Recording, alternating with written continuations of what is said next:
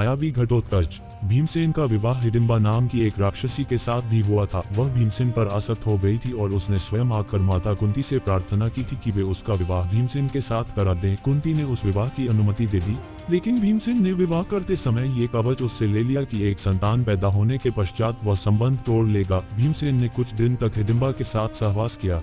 इससे वह गर्भवती हो गई और उसके गर्भ से एक बड़ा विचित्र बालक पैदा हुआ, जिसका मस्तक हाथी के मस्तक जैसा और सिर के शून्य था। इसी कारण उसका नाम घटोत्कच, घट इक्वल्स हाथी का मस्तक और उत्कच इक्वल्स केशहीन पड़ा।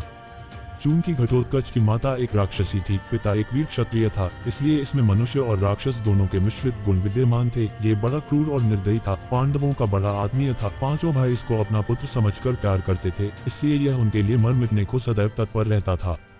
महाभारत युद्ध के बीच इसने अपना पूर्ण पौरुष दिखाया था। देखा जाए तो इसने वह काम किया जो एक अच्छे से अच्छा महारथी नहीं कर पाता। कर्ण सेनापति बनकर कौरवों के पक्ष से युद्ध कर रहा था।